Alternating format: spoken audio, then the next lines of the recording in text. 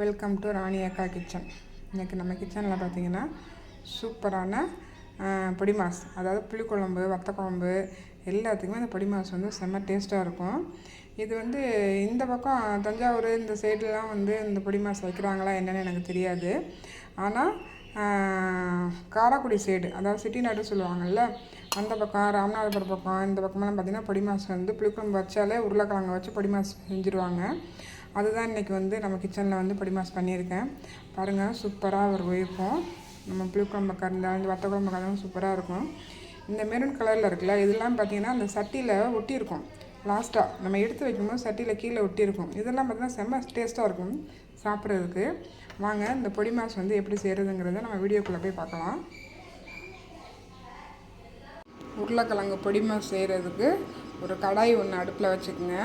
அதில் ஆயில் பார்த்திங்கன்னா ஒரு 2.5 ஸ்பூன் போட்டுக்குங்க. ஆயில் கொஞ்சம் அதிகமாக இருந்தால் தான் நம்ம அந்த உருளைக்கிழங்கு போட்டு வதக்கும் போது நல்லாயிருக்கும். இப்போ நம்மளுக்கு எண்ணெய் நல்லா காஞ்சதுக்கப்புறம் கடுகுளுந்தம்பருப்பு சேர்த்துக்கலாம். கடுகுளுந்தம்பருப்பு நல்லா வெடிக்கட்டும். வெடித்ததுக்கப்புறம் பார்த்திங்கன்னா முழு உளுந்து ஒரு ஸ்பூன் சேர்த்துக்குங்க. முழு உளுந்து வந்து நம்ம பல்லில் கடிபடும் போது நல்லா டேஸ்ட்டாக இருக்கும். அது கூட பார்த்திங்கன்னா ஜீரகம் ஒரு 1/2 ஸ்பூன் சேர்த்துக்குங்க. இது எல்லாம் சேர்த்து நல்லா வந்து வெடிக்கட்டும். நம்மளுக்கு பாருங்கள், நம்மளுக்கு உளுந்து வந்து கலர் சேஞ்ச் ஆகிடுச்சு.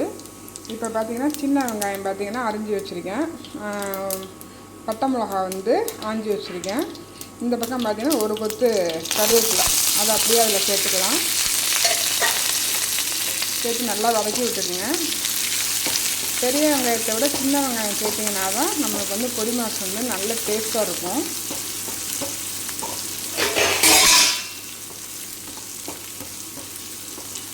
இதை நல்லா வந்து வதக்கி விட்டுக்குங்க. வதங்கிக்கிட்டு இருக்கட்டும். வெங்காயமும் இந்த வரமிளகாயும் நல்லா வதங்கிருச்சு. இப்போ பார்த்திங்கன்னா ஒரு 3 உருளைக்கிழங்கு இருக்கும், வேக வச்சு அதை வந்து சும்மா கையை வச்சு லேசாக வந்து அமுக்கி விட்டுக்குங்க. ஏன்னா ரொம்ப வந்து மசியாக வந்து அதை வந்து இது பண்ணக்கூடாது. லைட்டாக பாருங்கள், இந்த மாதிரி லைட்டாக புட்டு விட்டுக்குங்க.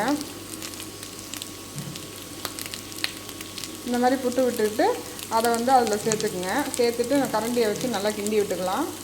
நம்ம உருளைக்கிழங்கு போட்டதுக்கப்புறம் பார்த்திங்கன்னா இந்த பொடி மாஸுக்கு தேவையான அளவு உப்பு அதில் சேர்த்துக்கலாம். உப்பை சேர்த்துக்கிட்டு நம்ம வந்து நல்லா கிளறி விட்டோம்னா உப்பு நல்லா போய் அந்த உருளைக்கிழங்கோட நம்மளுக்கு சேரும். உப்பு போட்டதுக்கப்புறம் நல்லா கிளறி விட்டுட்டு அடுப்பை சிம்மில் வச்சுட்டு கொஞ்சம் நேரம் நல்லா அந்த தாளிச்சோம்ல அந்த வெங்காயம் இது அதெல்லாம் சேர்ந்து நல்லா கலந்து வரட்டும். கொஞ்சம் நேரம் அடுப்புலேயே இருக்கட்டும். இப்போ நம்ம தேங்காய் வந்து ஒரு கைப்பிடி அளவு தேங்காய் துருவிட்டு வந்துடலாம்.